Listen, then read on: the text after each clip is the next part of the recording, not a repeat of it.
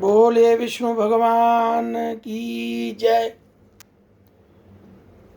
देखिए, आज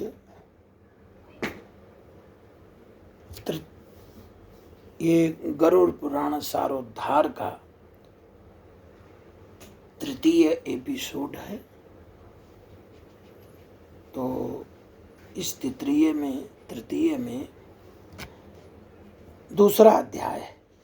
इसमें 86 श्लोक हैं।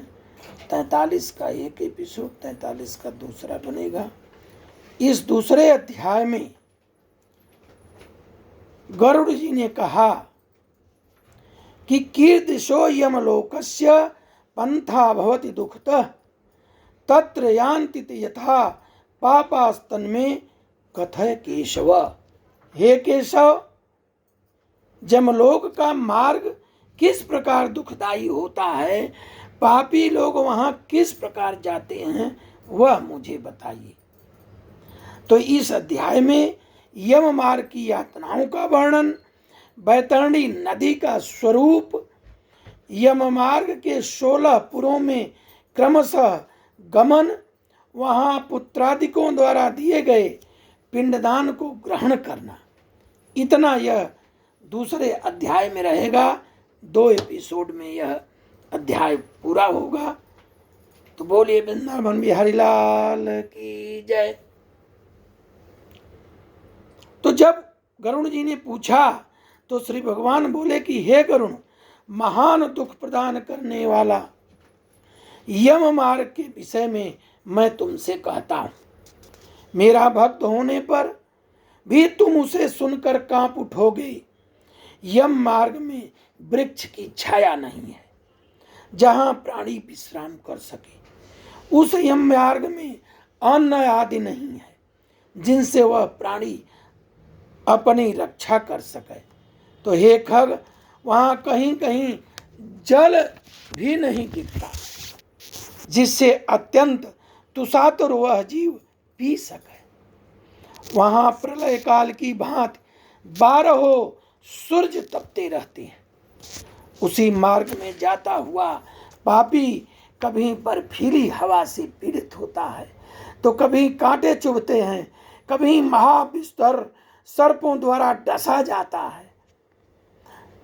पापी कहीं सिंहों, व्याघ्रों, भयंकर कुत्तों द्वारा खाया जाता है, कहीं बिच्छुओं द्वारा डसा जाता है, कहीं उसे आग से जलाया जाता है, तब कहीं अति भयंकर महान असिपत्र वन नामक नरक में पहुंचता है, जो 2000 योजन विस्तार वाला कहा गया है।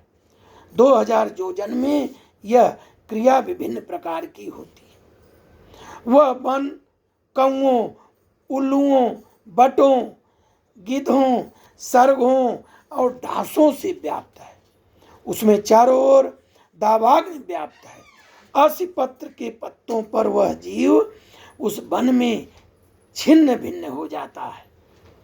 कहीं अंधे कुएं में गिर जाता है, कहीं विकट पर्वत गिरता है, कहीं छुरे की धार पर चलता है, कहीं कीलों पर चलना पड़ता है, कहीं घने अंधकारों में चलता है और गिर जाता है, कहीं उग्र भय उत्पन्न करने वाले जल में गिर जाता है, कहीं जोंकों से भरे हुए कीचड़ में गिर जाता है, कहीं जलते हुए कीचड़ में गिर जाता है जिससे आग तप्त हो रही है, कहीं तपी हुई बालुका व्याप्त, कहीं धधकते ताम्रमय मार्ग, कहीं अंगार की रास, तो कहीं अत्यधिक धुएं से भरे मार्ग पर उसे चलना पड़ता है।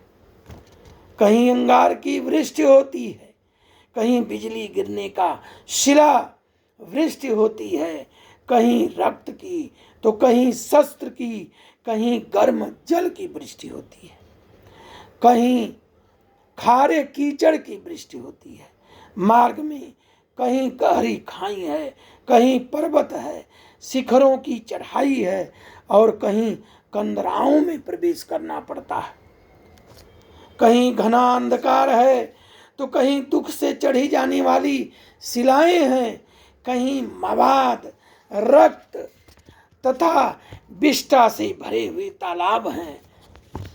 मार्ग में बीचों बीच अत्यंत उग्र और घोर बैतरणी नदी बहती है। वह देखने पर दुखदायिनी हो तो क्या आश्चर्य, उसकी वार्ता ही भय पैदा करने वाली होती है। वह 100 योजन चौड़ी है। उसमें पूय मतलब पीप, मवाद, शोणित रक्त बहते हैं। हड्डियों के समूह के तट बने रहते हैं। उसके तट पर हड्डियों का ढेर लगा रहता है। मांस और रक्त के कीचड़ वाली नदी दुख से पार की जाने वाली है, अर्थात गहरी और पापियों के द्वारा दुख पूर्वक पार की जाने वाली वह नदी के स्वरूपी सेवार से भरी होने के कारण दुर्गम है। वह विशालकाय ग्रहों घड़ियालों से प्राप्त है, सैकड़ों प्रकार के घोर पक्षियों से आवृत है। हे गरुण, आए हुए पापी देखकर वह नदी ज्वाला और धूम से भरकर कड़ाह में रखे घृत की भांति खौलने लगती है। जब वह नदी पापियों को देखती है तो जैसे घी तेल खौलता है उसे खौलने लगती है। वह नदी सुई के समान मुख वाले भयानक कीड़ों से चारों ओर से व्याप्त है। वज्र के समान चोंच वाले बड़े बड़े गिद्ध और कौओं से भरी हुई है। वह नदी सिसवार, मगर, जोंक, मछली, कछुए, मांसभक्षी जलचर जीवों से भरी पड़ी है। अब आप ही सोचिए इस चीज को। यह भय हमारे वेदों ने ऐसा पहले से दिया है कि अगर अपने कुव्यवहार रखोगे, असहयोगी भावना रखोगे, अधर्म करोगे, भ्रष्टाचारी बनोगे तो इस किस्म का दुख भोगना पड़ेगा।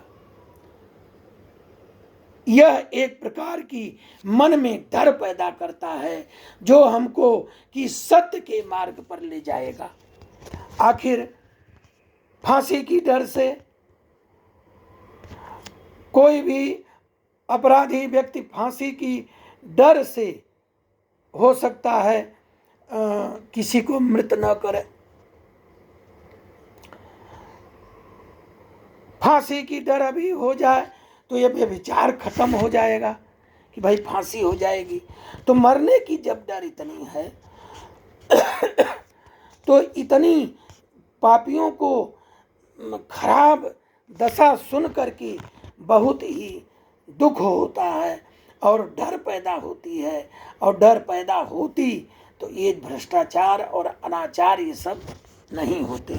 इसीलिए मैं बार बार अपने प्रवचन में ये कह रहा हूँ कि यह चीज़ हमें नौजवानों को, जो जितने नौजवान हैं उनको सुनाना चाहिए, जो बच्चे समझदार हैं उनको समझाना चाहिए, जो हमारी बेटियां बहनें हैं उनको समझाना चाहिए, ताकि लोग अनाचार व्यभिचार से दूर रहें। इस प्रकार बहुत से बिच्छू काले सर्पों को व्याप्त नदी में बीच में गिरे हुए पापियों की रक्षा करने वाला कोई नहीं है।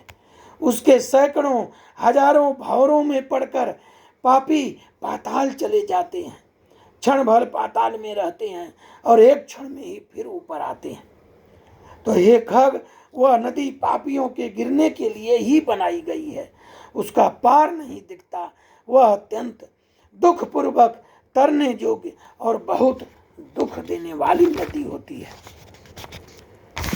इस प्रकार बहुत प्रकार से क्लेश से व्याप्त दुखद जम मार्ग में रोते चिल्लाते दुखी पापी जाते रहते हैं। कुछ नाक के अग्रभाग में हुए पास से, कुछ कान में लगे हुए पास से खींचे जाते हैं। पास हर अंग में लगता है, नाक में, कान में, गले में, बाह में, हर प्रकार से पीछे से वो लोग खींचते भी रहते हैं। आगे भी दुख, पीछे भी दुख। कुछ काल पास से खींचे जाते हैं और कुछ कौओं से खींचे जाते हैं। कौआ अलग जो है नोच नोच खाता है, इसी प्रकार गाय, कौआ, गंगा नदी, ब्राह्मण, यही जो है वहाँ पर कुछ काम आते हैं। ये आगे की कथा में आएगा। कहते हैं कि वो पापी गर्दन, हाथ पैर जंजीर से बंधे हुए अपने पीठ पर लोहे भार को ढोते हुए मार्ग पर चलते हैं।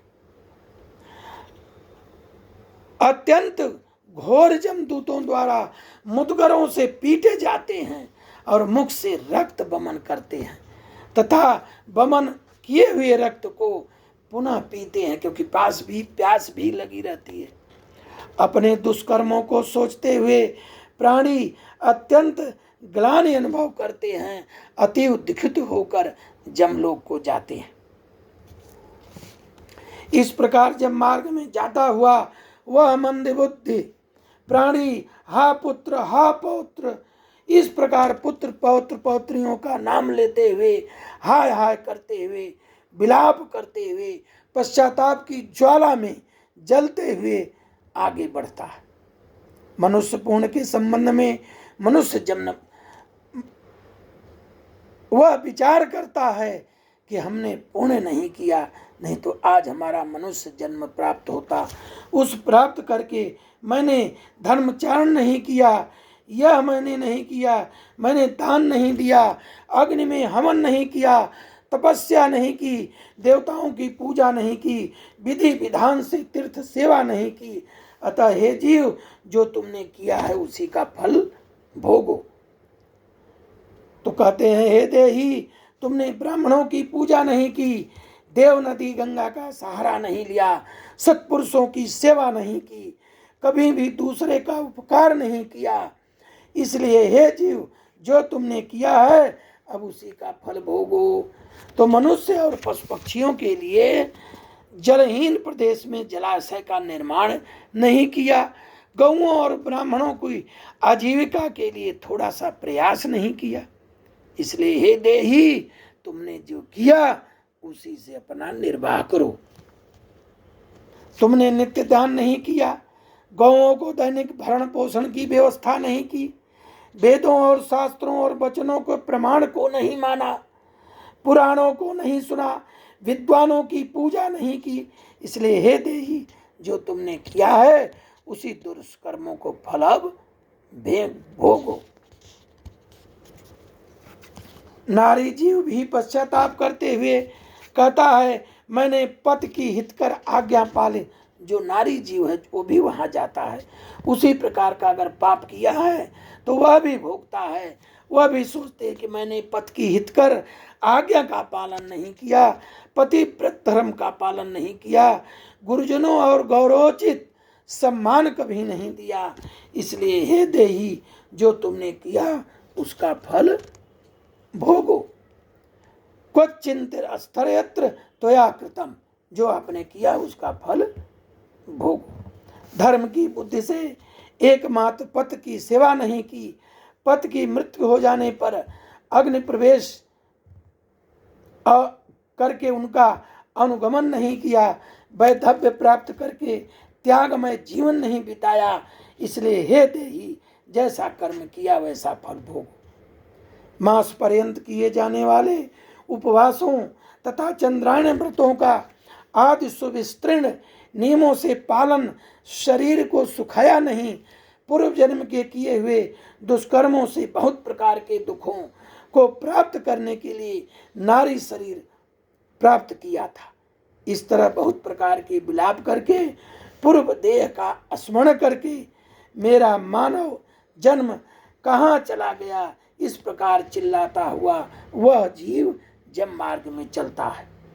तो हे तीक्ष्ण, हे तार्क्ष, इस प्रकार 17 दिन तक अकेले वायु वेग से चलते हुए 18वें दिन वह प्रेत सौम्यपुर पहुंचता है। उस रमणीय श्रेष्ठ सौम्यपुर में प्रेतों का महान गण रहता है। वहां पुष्पभद्रा नदी आदि प्रिय दिखने वाला बट वृक्ष, उस पुर में यमदूतों द्वारा उसे विश्राम कराया जाता है। वहां दुखी होकर वह स्त्री पुत्रों द्वारा प्राप्त सुखों का स्मरण करता है। वह अपने धन, वृत्ति, पौत्र आदि के विषय में जब सोचने लगता है तो वहाँ रहने वाले जम के किंकर उससे इस प्रकार कहते हैं। अब आगे की कहानी अब आगे होगी।